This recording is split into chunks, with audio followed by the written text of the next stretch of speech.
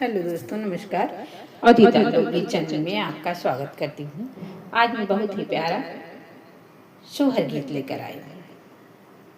सासु हमरी बोले बिरहिया नदिया ताना मारेली हो।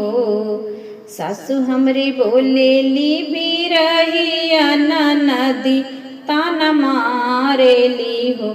हे स्वामी कावने का रामवा से चुकली ललन सुख नाही पौली हो। हे स्वामी कावने का रामवा से चूक्यों ललनवा नाही पायम हो। अंगना में बोलेला सुगाना मधुर बोलिया बोलेला हो।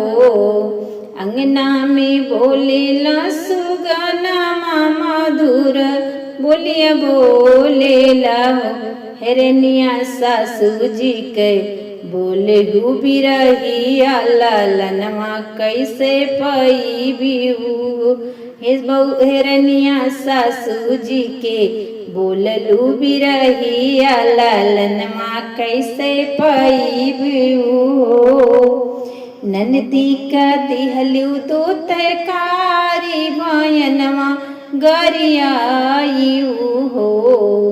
ननदी का दिहलू दूत कारी भयनवा गरियायू हो।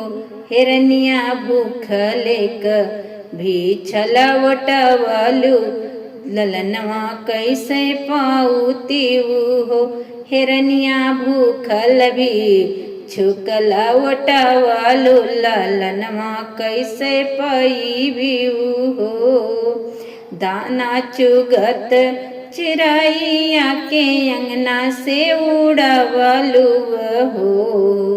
दाना चुगत चिड़ैया के अंगना से उड़वलू हो। हिरनिया फूल ही था रियवाला ते मारलू कैसे पैबीऊ हो। हिरानी फूल ही था रियवाला ते मारलू ललनवा कैसे पैबू हो। अरे अरे अंगना के सुगनावा तू मीठ मीठ बोलऊ हो। अरे अरे अंगना के सुगनावा तू मीठ मीठ बोलऊ हो। हे सुगना हम कबे तब तो जतानिया ललनवा कैसे पाइब। हे सुगना हम के तब तो जतानिया ललनवा कैसे पाइब हो। सासू के भोरे उठी गोड़ धरिहा ननदी के दुलार की हो। सासू के भोरे उठे गोड़ धरिहा ननदी के दूला करिहो हो।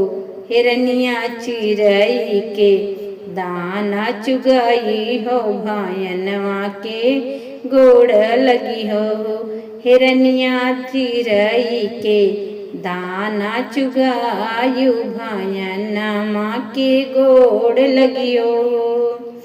बैठल गैया के पूजी हो भिक्षुक के तू दान दी हो। बैठल गैया का पूजी हो भिक्षुक के तू दान दी हो।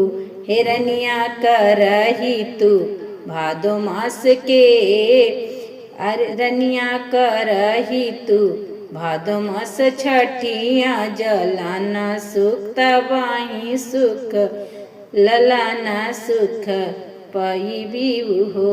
हिरनिया करहु तू भादो मास के छठिया ललाना सुख पैबू तू हो। सुगना के उड़त सब कैली क्रानिया भात जट बुखली हो।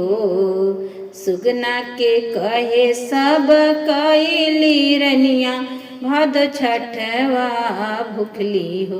अरे छठी मैया भैली हैं खुश तो ललना के दे दी हो।